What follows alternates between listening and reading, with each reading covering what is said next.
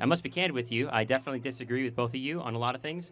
But ultimately, I look at this presentation you have of brainwashing, and, that really talks to truth and credibility. So I think when we think about voting and elections, I think it's important that we have a dialogue about 2020 and the results of it. I mean, President Trump has stated, as well as J.D. Vance, that they did win that election, and they're continuing to make that statement. And on top of that, there's this great sense of conflict, and I'm sure that's true for many independent-minded folks like myself, where Republicans are coming out and saying, we don't support Donald Trump, and not just random Republicans, but Mike Pence, Bill Barr, Adam Kinzinger, many other Republicans that are a key part of what makes the Republican Party what it is today. So I just would love to have a dialogue with you about that. Sure. I'll hand it off to Tulsi.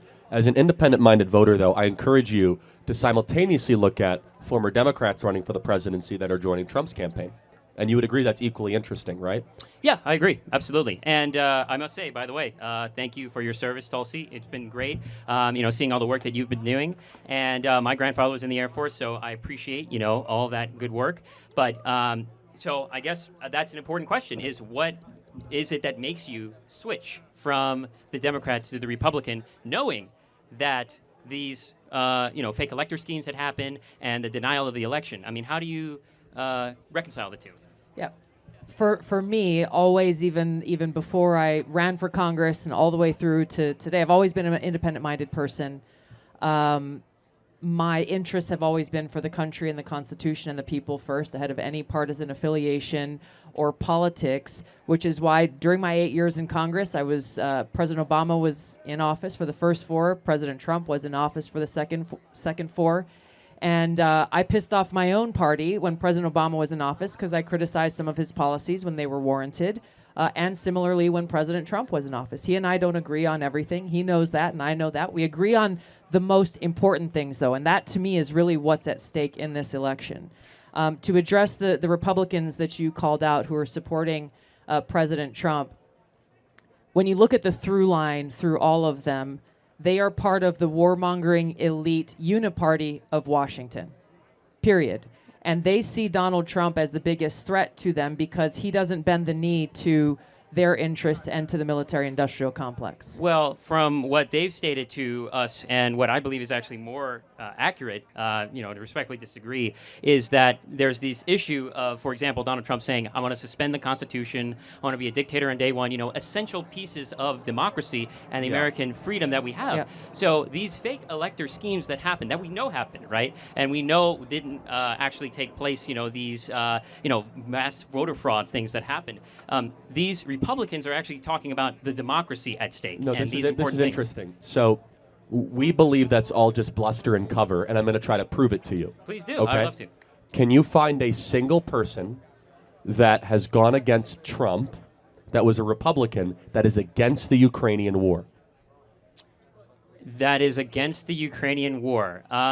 Let me think about that. So I don't believe they are against a peace deal, but they are... Can I go a step further? Yes. That is not an enthusiastic supporter of sending arms to Zelensky.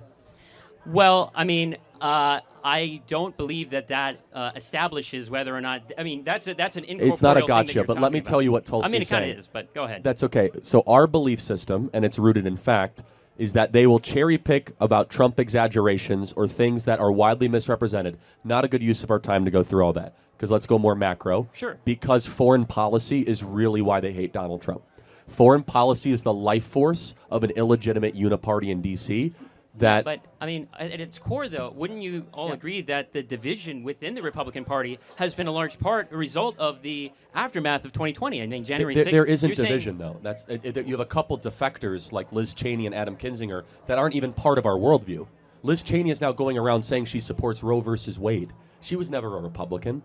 I mean, so the point being is you can, yes, talk about these people that might have previously been installed, but here's what's happening, is you're seeing Bobby Kennedy's and Elon Musk's and Tulsi Gabbard's join the Republican Party, and so we're gaining addition of people that are more like-minded, and we're subtracting those that were never part of us in the first place. There's 2 points to the criticisms that these people are bringing up against Donald Trump and that Kamala Harris is touting on the campaign, which is they say President Trump is a threat to the Constitution and a threat to democracy, right?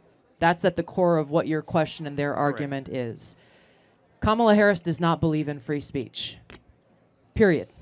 She does not believe in free speech. She has advocated time and again for the censorship of speech that she believes is misinformation, disinformation, or hate speech. Tim Walz believes the same. They've said this explicitly. Kamala Harris does not believe in freedom of religion. As a U.S. Senator, she voted against a judicial nominee that was before their committee simply because he's a devout practicing Catholic and a member of the Knights of Columbus. She talked about this. You can go and look at her comments. Democracy. This is coming from a Democrat party that tried to get Donald Trump's name off the ballot in over 32 states. How could they believe in the protection of democracy when they are trying to take away voters' rights for us? They can disagree with how people vote, but every one of us has a right to be able to cast our vote. There are many different examples that prove that they do not believe in the Constitution and that their very actions are undermining our democracy, which points out the hypocrisy of their whole argument against Donald Trump. What this really comes down to, and this is important in the last 12 days, 11 days of this campaign, Kamala Harris has given up on debating and contrasting President Trump's actual policies on issues and resorting to name calling because she knows when it comes to border security, when it comes to the economy, when it comes to foreign policy, when it comes to the cost of living, unfortunately for her, over the last 4 years, she has no record to stand on. Well, I'm just going to make one last point because I appreciate your candor and your opinions. I disagree with the conclusions that you make, but I think we both equally and fairly get to those conclusions. Here's what I'll say simply. I think that if you are going to vote for a president of the United States, the core thing you have to think about is when I vote for that president, will my vote remain protected and insured? And when you're seeing in these multiple Republican-led states a result of the Donald Trump fake elector lie and the election was stolen lie, there's a lot of stymieing of the right to vote. You're seeing polling places closing in Georgia. You're seeing a limitation of access to water in Georgia as well. You got a lot of voter ID laws. We even got a voter ID statute that's going to be potentially passed. I got to cut you off. So tell me why you're against voter ID. Absolutely. Great question. So you have to start first with those that have the most difficult time going and voting. For example, native tribal folks. You have poor and disenfranchised folks. And when you create a voter ID law, first of all, in the state of Nevada, there's already multiple ways to verify your identification. And I know this because I was trained as an agency of the registrar. And so I understand that at the back end of this, there's a lot of verification that goes on. And this is true for many other states. But when you include voter ID as well, you're adding an additional barrier to those individuals. Should I have to show an ID to board an airplane? You should have to show an ID, yes. So why do we want to secure the identity of those on airplanes but not those that cast precious votes?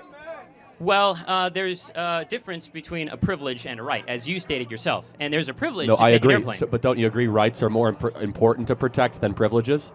So it actually works in my favor. Rights you should secure a lot more than privileges. Actually, not in the instance that you're speaking of, because when we're using an ID, it's about the verification of who's paying for the flight and things of that nature. But when you talk about voter ID law... That's not correct. A third party can pay for the flight. Why are we doing identification when you board an airplane? We want to make sure that you are who you say you are. So we do that why? So that you don't have fraudulent identity. Or that you're not on a do-not-fly list, right? Yeah, right. But what we're talking about at its core, as you said, the difference between a right and a privilege, what we're talking about is that these individuals who are going to go and vote, there are many other alternate ways that aren't as limiting. Last question. Have you ever met a human being without an ID?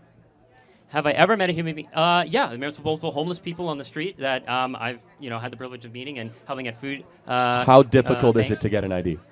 Pretty difficult. In the state of Nevada specifically, you need 2 forms of identification, including the original birth certificate, which folks born in like the 50s and the 60s, they're going to have even the 40s and the 30s. No, we're talking about two different things. Voter registration and getting a voter ID is super easy. It's 5 minutes or less.